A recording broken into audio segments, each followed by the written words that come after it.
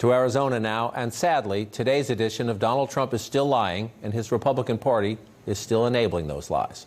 Arizona Republicans are paying a private contractor to run what they call an audit of Joe Biden's November win in Arizona. The former president says what they are finding is shocking. The entire database of Maricopa County in Arizona has been deleted, Trump alleges. Ballots are missing, and worse, he goes on to say. There's only one problem with that, and it is a recurring one. Trump is lying. "Wow, this is unhinged," tweeted the county's recorder, a Republican. "I'm literally looking at our voter registration database on my other screen right now. We can't indulge these insane lies any longer, as a party, as a state, as a country." The so-called audit is on hold for a week because there are high school graduations scheduled at the Coliseum where that so-called audit is being conducted. Let's discuss this now with Ryan Randazzo. He's a business reporter at the Arizona Republic and azcentral.com.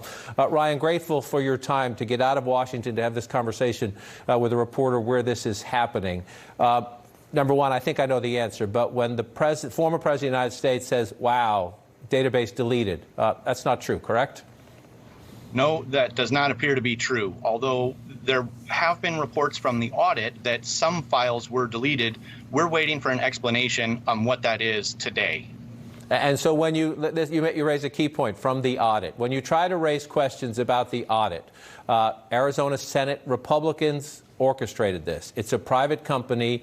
We're not even sure where all the money is coming from. And when you ask questions, this is supposed to be about the integrity of an election. But is there any transparency to what's happening? Not very much. We had to fight just to be in the room in the 19th row to watch what's going on with binoculars. But we don't know who's paying for it. So we don't know, if there are connections to the president there. We don't even know who's running the Twitter account. No one wants to take credit for some of the things that have been said on there. So, no, I wouldn't say there's a lot of transparency. And who do we know is behind it? I was reading some of your reporting on this.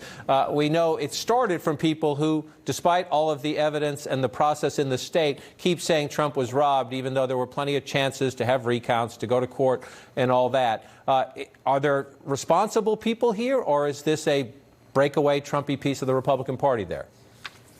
Well, these are people who, without any evidence to show that there was some sort of fraud, continue to believe that there was. And so it was led by the Republican caucus in the state Senate, and they hired people who believe in conspiracy theories about the election to run this show.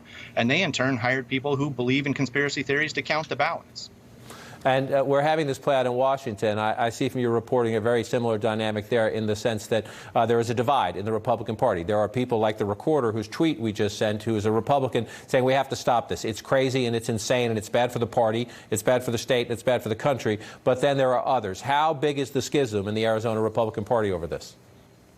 Well, it's massive. I mean, the election was run by the county supervisors, 4 or 5 of which are Republicans, and they're kind of sick of, having the finger pointed at them that they oversaw something that was fraudulent when they know it wasn't. So it's kind of a bloodbath in the Republican Party here, with people who are standing with the president, people who are standing up against those statements, and then some in the Republican Party, like the governor, who really are just trying to avoid it.